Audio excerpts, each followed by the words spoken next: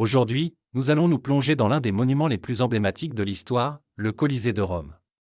Cet impressionnant amphithéâtre n'est pas seulement un symbole de la Rome antique, mais aussi un témoignage de l'ingénierie et de la culture de son époque.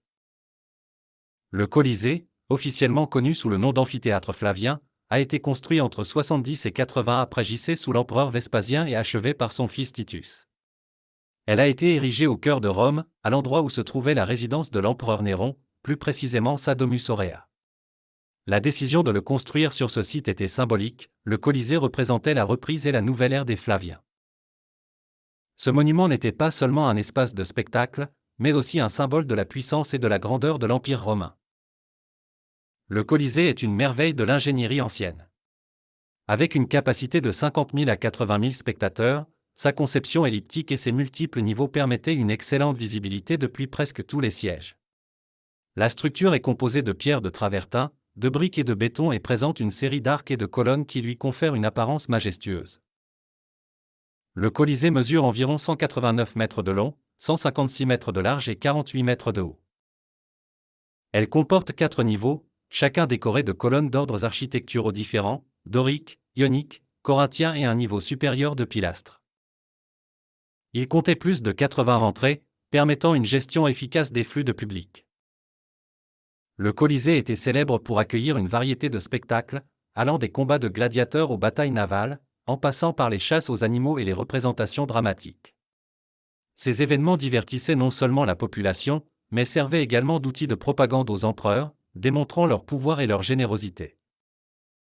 Les gladiateurs, souvent prisonniers de guerre ou esclaves, combattaient jusqu'à la mort pour divertir les foules.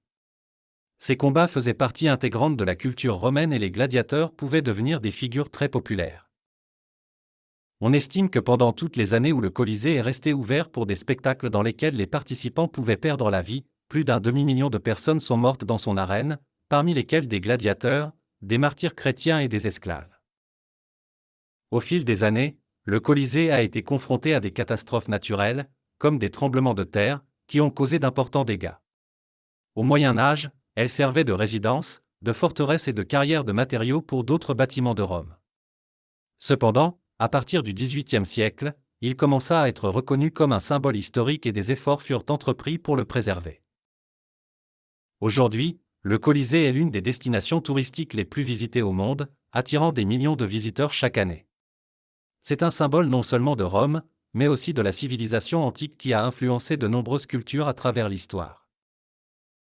De plus, le Colisée a été déclaré site du patrimoine mondial de l'UNESCO et reste un lieu de réflexion sur la violence et la lutte pour les droits de l'homme. En 2000, le pape Jean-Paul II a proclamé le Colisée lieu de prière et de réflexion à la mémoire des martyrs et de ceux qui ont subi des violences au cours de l'histoire. Le Colisée de Rome est bien plus qu'une structure architecturale impressionnante, c'est un témoignage de l'histoire complexe de l'humanité, un lieu qui a connu à la fois splendeur et souffrance. Son héritage perdure non seulement dans les ruines qui subsistent, mais aussi dans la culture et l'art qu'il a inspiré au fil des siècles.